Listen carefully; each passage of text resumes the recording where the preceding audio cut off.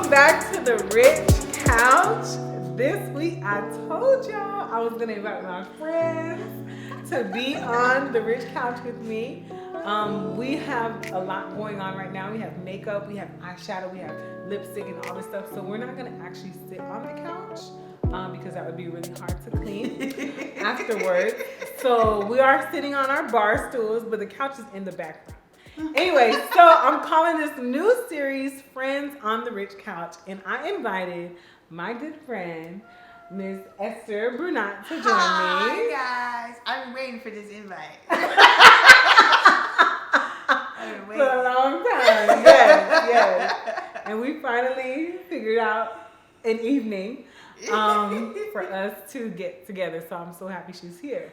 And we have the fabulous cousin with us, making sure our faces are beautiful and flawless this evening. Okay, cousin came all the way. I'm not gonna tell her where she came from because you know what?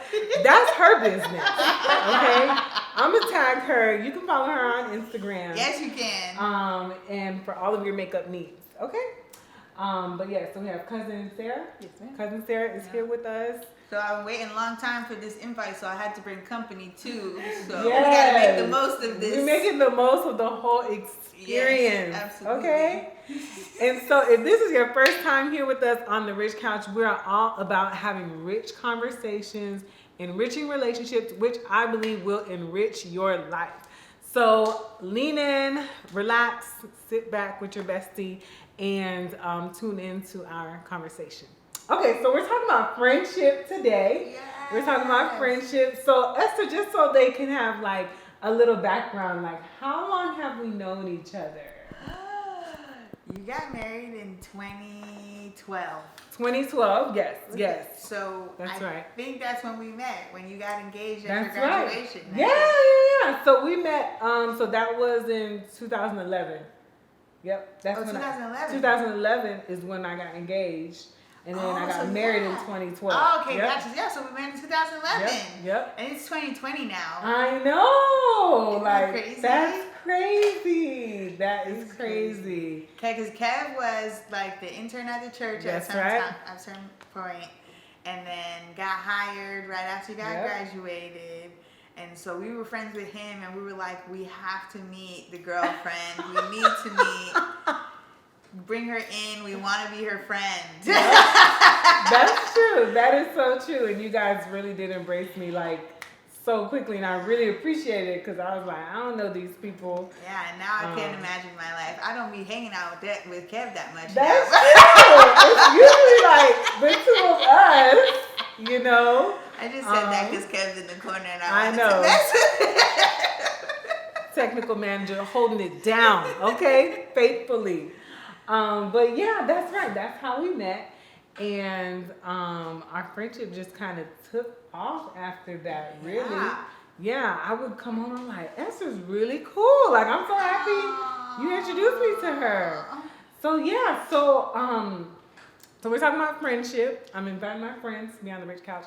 So I had a few questions. We could definitely keep it organic, but I just had a few questions just to get our conversation started. Yes. Because we always have good conversations. We've been to the gym together. We've been to the park together. The beach. Listen, y'all, at the beginning of COVID, I'm an extrovert, as you guys know. And I was suffering.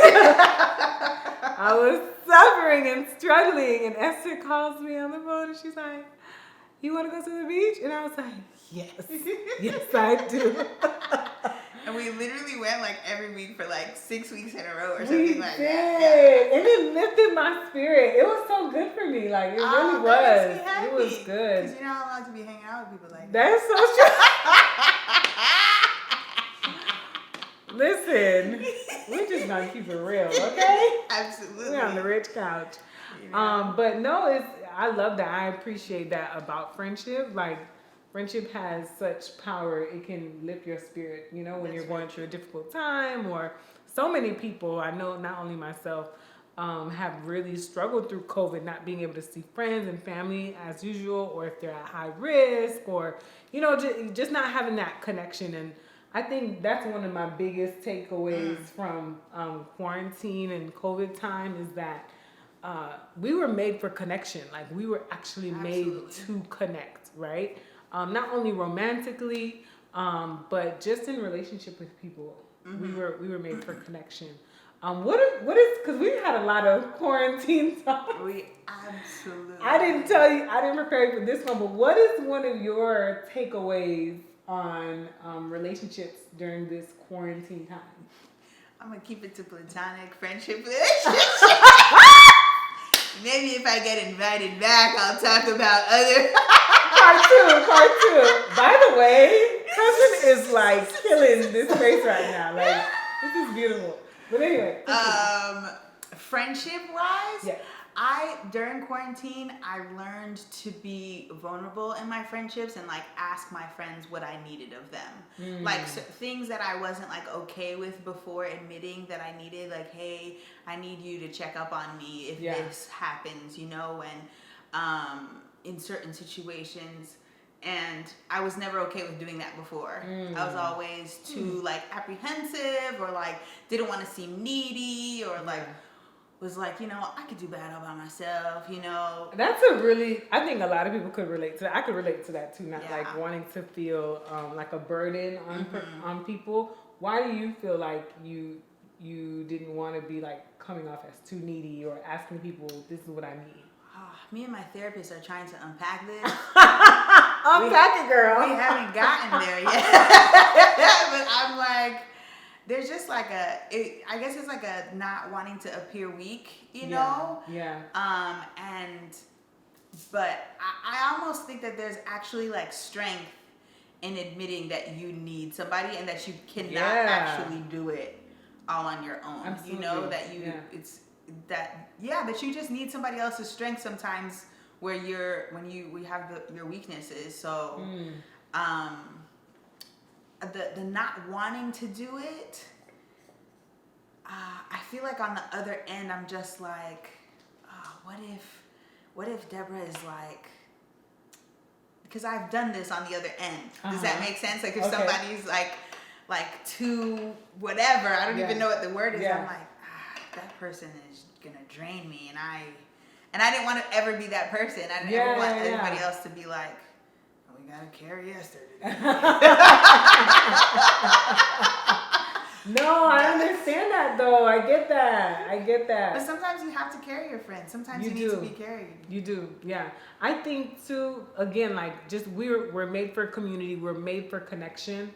And I think, you know, what you said is true. You do have to carry some people through some difficult moments. Like I know friends that have gone through a terrible time, you know, through COVID and just experienced loss. And I want to be there for them. You know what I mean? And I think what I've learned is to not rob our friends of being there for us. Because they want to bless you. They want to love on you. The ones who, you know, are near and dear, they want to bless you and they want to be good to you, and they know that you're struggling. They know that you're hurting through that moment, so they want to do that for you. So shame on us, you know, because I've been guilty of it. I've done it before, of robbing someone of giving that love and giving that connection and affection to us when they know that we need it the most, right? So they're not doing it just to like be in our business or be malicious. We're not talking about those kind of people. Yeah. Right. Yeah. Now at this point, you're not letting me be a good friend when I want to be a good friend to you. But that's good. That's something to figure out. I think that's a journey. That's a journey to figure out. And my adult friendships and relationships, I think I'm still learning what I need from my friends. What you said is so key. Like, so true. You know, how can you tell someone what you need when you don't know what you need? Like, you have no idea how to express it. And that might evolve. Yeah. Like in one season, you might not have needed a certain kind of friendship, and then in another one, you might need it. Very true. And it's like, you gotta be walking with people who are willing to do that journey with you. Yeah. That's true. You know? That is true. That is so true because our friendship has evolved, you know? Like we started off as, you know, you were Kevin's friend, and then, you know, it was like, oh, hey, Esther, and then I was like, oh, wait, she's cool. She got some substance to her, you know? Substance is important. Substance is important. Okay, I don't know about y'all, but I need people of substance in my my sphere. So, but yeah, and I think it's cool to see like how friendships evolve, you know, and grow, you know, through our different life phases. That's you know, true.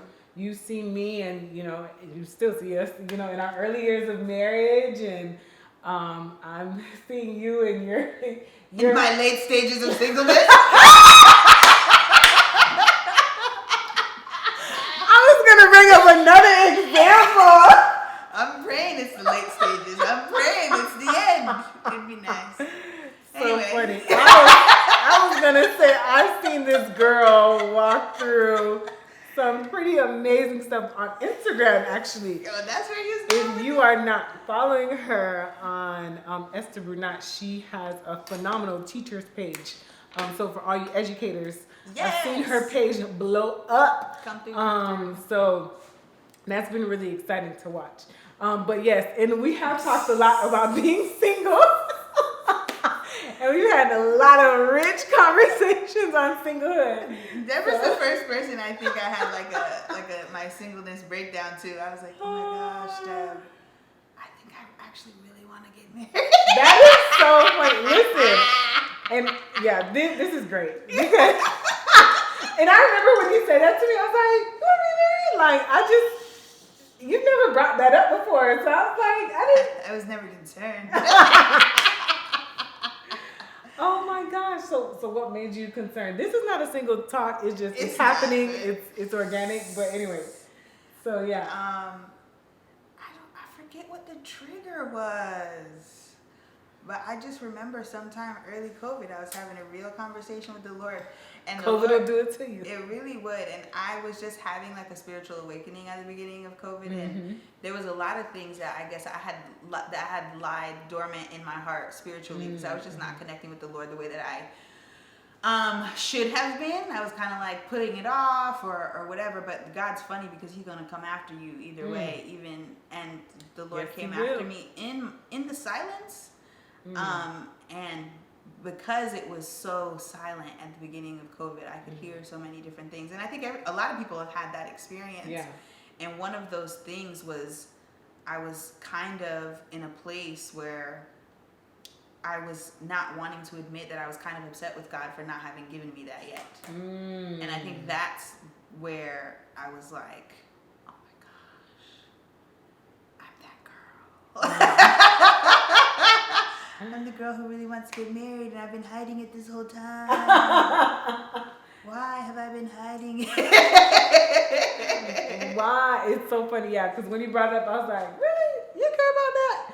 But yeah, and I think it's interesting how we can have desires in our hearts and not share that desire with the people closest to us. And that's our choice. It's not right. It's not wrong. I'm not saying that.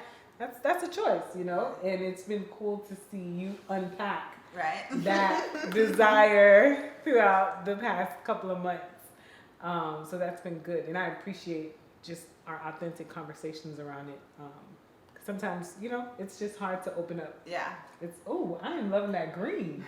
Oh, are we going green? Yes. We are doing the fall colors, okay? Oh, I can't wait to see it. We're talking gold. We're talking autumn. We're talking emerald, okay?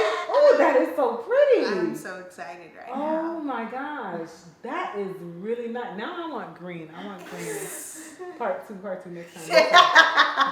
That is so pretty. Oh my gosh. That is such a nice color on you. But okay, so let me jump into just a few questions that I had prepared. So, what does a rich relationship with friends look like for you? For me, I realize that it's really important that I don't have any insecure reservations in my friendships. What does that mean? So I think that there was a time where, this time was like very recently because I just learned to be vulnerable in my relationships, but like even with all of the, with George Floyd and Breonna Taylor, like admitting to my friends, you know, like this issue is an issue that matters to me, you know, with some of my friends who are not Black, you know, so that's like a big deal. Or just feeling like sharing, this is funny and this is like the single conversation again, but not that we're going to keep going back there, but like admitting that I cannot flirt and asking for help. Like, what is that? Like, somebody teach me, you know, like, and that was a very vulnerable but I realized that I just don't have room to be in spaces where I don't feel like comfortable doing that anymore. Yeah. Like, if this is a part of my life and this is or even money, we talked about that the other day, like talking about money. Nobody wants to talk about money. Everybody wants to be hush hush, but it's like, I don't want to be in a relationship where I don't feel like I have that kind of transparency with anybody. Yeah. So that's a big thing for me. And then just bringing my whole self to the table, because even in some of our Christian relationships, this is another thing that we were talking about. Like, sometimes I feel like I'm being holier than thou if I talk about, like I fasted, you know, last week, or I'm going to fast, or like, you know, my prayer life, or whatever it, you know, like stuff like that. It's like, if we're all Christians and we're good friends, like, we shouldn't feel weird about, you know, actually praying for our friend, like in front of them audibly, like right now. I shouldn't feel awkward about talking about what the Lord is doing in my life and what He's requesting of me. Like, it shouldn't be a thing. You know, so I think for me that's what it is, and that's why I appreciate your friendship so much. I would not have survived. We're surviving COVID. It's not over, but I would not have survived COVID without Deborah. Like, because there's like 5 people I actually want to talk to, and Deborah is like, I pick up all her FaceTimes. This is true. And then we go out every week somewhere, whether it's just to a pumpkin patch or whether it's to, you know, the beach, like whatever it is. And but before the children came back to the educational we both system. have jobs we have to go to now, which we got responsibilities. Gotta pay the bills, I guess. Before the school year started. But anyway. I've not once gotten sick of you. I have not once felt I couldn't be myself around you. And that's been great. That's so good. That's awesome, and that's humbling to hear too, because I was gonna push up my glasses, but they're not on my face. They are not on your face, girl. And I was gonna smack your hand if you messed up that green eyeshadow. As your friend, I could not. You could have let it happen. I couldn't bear to see her to mess up that eyeshadow. I just couldn't see it. But I think that's so awesome, and that's so humbling, because, like, you know, we're all still in quarantine, and you know, for me, I expressed it to you at the beginning of quarantine. I was like, "Ooh, this is a struggle," because I really enjoy being around people, and I feed off of that energy that energizes me. But it's also been a learning lesson that I don't need 20, 50 people to be around me to enjoy myself and to enjoy that connection. You know, thank God for technology, you know, so I do have an opportunity to call people and FaceTime people, but it's also been a good time to just be more intentional. Like you said, like, there's certain friendships, we have a lot of deep, oh yes, to the gold, oh my God, yes. I'm sorry, I'm getting so distracted. But we wanted to do like a get ready with me on the Rich Couch. So, cousin is just embracing the vision, the connection, the friend. I'm connecting to her face right now. I'm connecting to the colors. But yeah, so. But Deb, what does rich friendship look like for you? Rich friendship. So I was gonna go into it. Rich friendship. I think the quarantine time has really taught me what rich friendship is looking like, and it's kind of shaped a lot too. Just what you said, to transparency. Someone asked me at the beginning of COVID, like, what can I do if I can't afford to see a therapist right now? during COVID, like, what can I do for my well-being? And I said to them, there is a set of women that I need to touch base with every week, not including my therapist. Okay, no shame in our game. Mental health is very important. Very important. But yeah, outside of my therapist, there are some women that I need to connect to every week that really just breathe life into me. I can be very transparent with where I'm at as a woman, as a wife, in my spiritual walk, my spiritual journey, where I'm at with my career, where I'm at with my family. So there's a set of women that I'm able to do that with, and that has been so life-giving. And I remember when I was reading, actually, the Becoming Michelle Obama book, and she talked about that. Like, dust fell in my eye, but it's fine. So pretty. The dust is worth it. The dust in your eyes. But I remember Michelle Obama talking about that in her book. Like, there are some women that she just stayed connected to, a key intimate group of women for many years since her college days. And I was watching something else. I think it's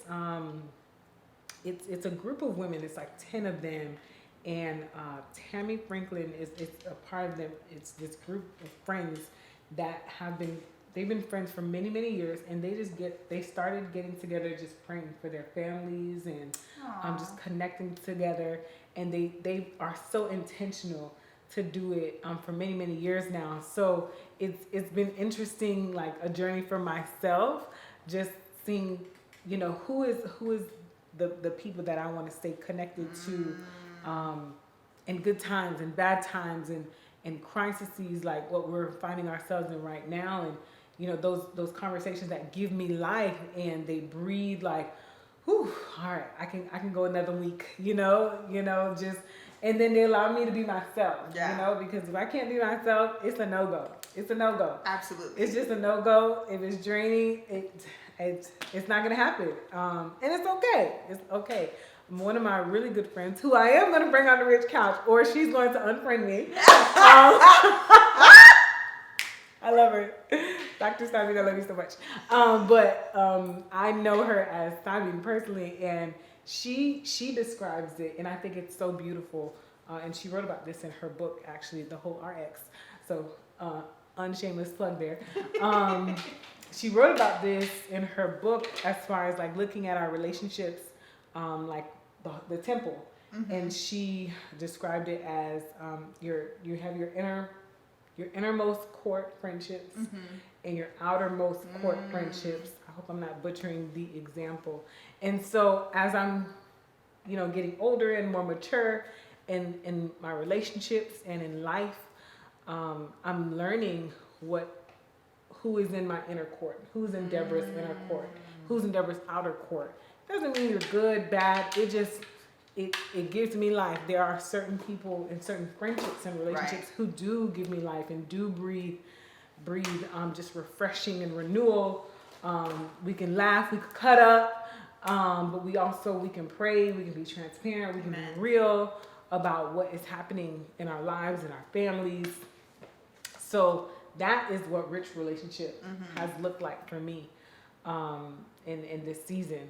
And I'm grateful for it, because you go through times where you're like, ooh, is this my person? Like friendship wise, and there's different kinds of friends too, right? I read a really good book last year called People Fuel, and it talked about, you have casual friendships, you have, friendships that are supposed to help you in your career, and friendships that are supposed to be more like a mentoring role. So, and then you have those deeper people feel connections. So it was really good to just to think and reflect about too. Like, what do my relationships look like, and what do they mean to me, and how are they helping me? How am I helping them too? Because I believe in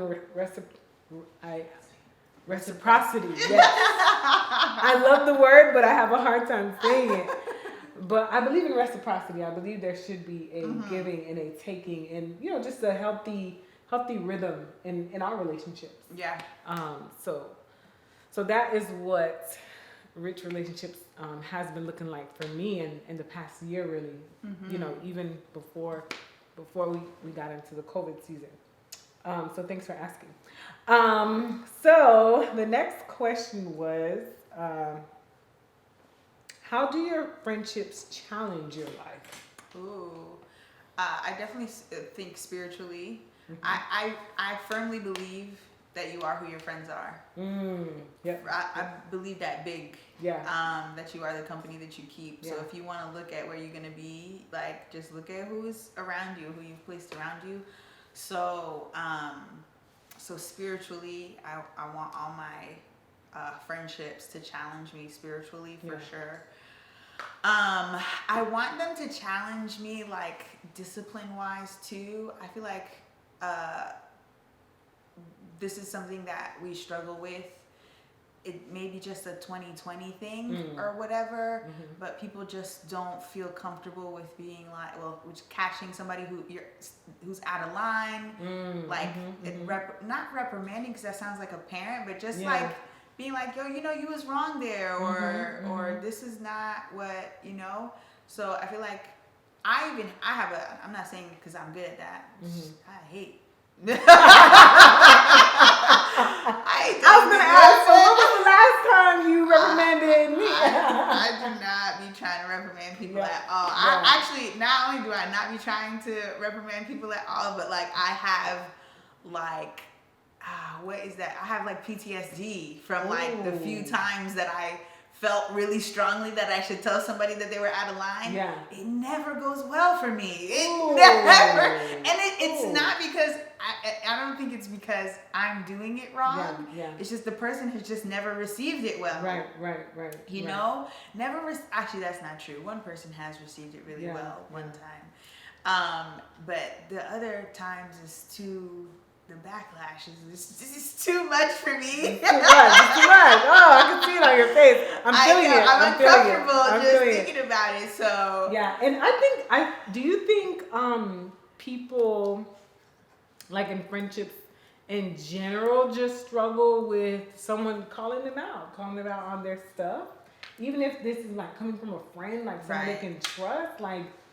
I do think people struggle with that. Maybe because they are afraid of the backlash. Maybe. I wish I could help them with that. You know, but I do think it's just something I'm not going to say I take criticism 100% of the time. I wouldn't say that. It's hard. It's hard to take criticism. Right. It is. But you know what? I will say from one of my former coworkers, and we've remained friends even after working together, when this person has like corrected me, to me it was hard to sit with that discomfort of being reprimanded, but I also feel like I keep that conversation in the back of my head, because I can't always see like my flaws, right? Because I mean, I don't know about you, but I think I'm amazing, you know. But I can't be amazing all the time, you know. That's kind of exhausting.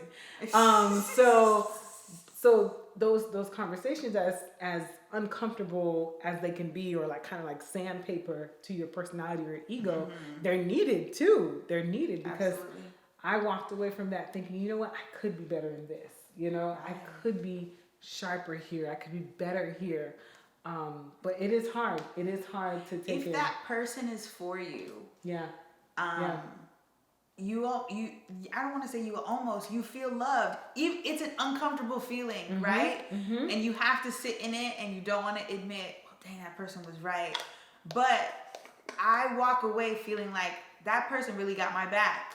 You hit the nail on the head. I think with that uncomfortable conversation I had to think about in the back of my mind, this person is for me. This person wants to see me do better, you know? And if I've placed them there, right? Yeah. Like if I gave this person permission to be in my life, it means that I trust you. Yeah. So when that moment happens of reprimand, or when that moment happens of whatever, I shouldn't, my gut reaction shouldn't be, oh, this person's trying to sabotage me. This person's trying to, it should be, Now that person loves me. They love me enough to say, hey, Deborah, this right here, you gotta fix that. You know, like, no, are you invested in seeing me grow? Because I want to grow, and I want you to grow, and I want our friendship to grow. That to me, that's a rich relationship. So don't hold back when you need to correct me, Kevin. You know, you don't have to listen to that part. You could just, just fast forward. When it comes to my husband, you could just erase that from what I just said. But because it's so much harder hearing criticism from your spouse. Ooh. I don't know why. It's just harder. It maybe your pride issue. Make that an episode. Yeah, that's gonna be a whole other Rich Couch episode. Anyway, so I'm gonna just wrap this up. Okay. So, okay. I think I may have asked this, but I want to make sure it's clear. How do your friendships enrich your life? How do your friendships enrich your life? The joy. For me, it's the joy, right? Yeah. Like, I just purely want to be around people that bring me joy, that give me life, right? Mm-hmm. That fill me up, that when I walk away from them, I don't feel drained. Mm-hmm. Which is why I talk about my cousins so much. I feel like people probably get sick of me talking about my cousins, but I'm like, we really do be having the best times. Like there's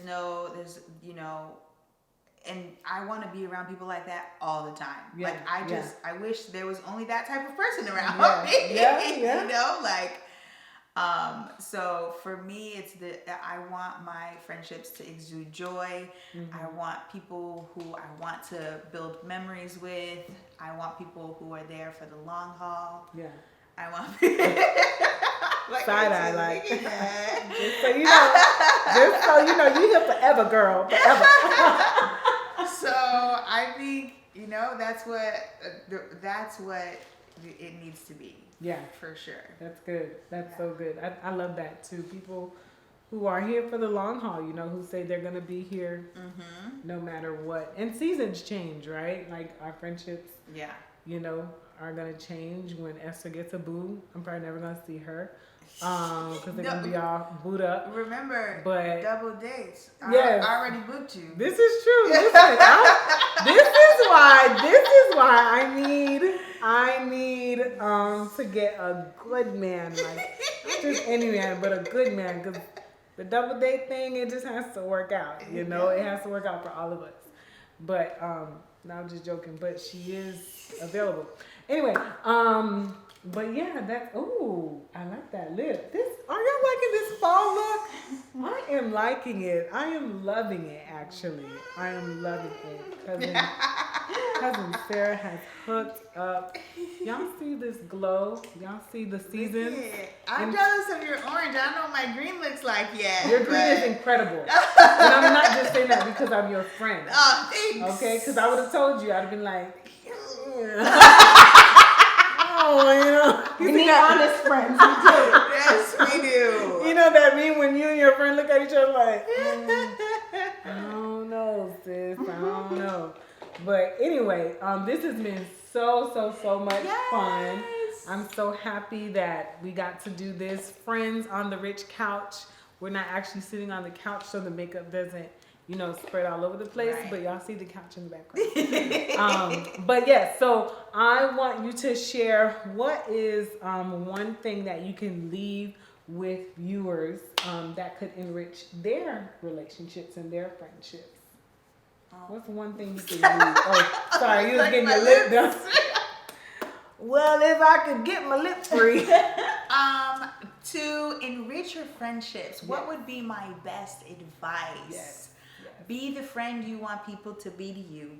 Ooh, that's good. We could do a whole episode on that.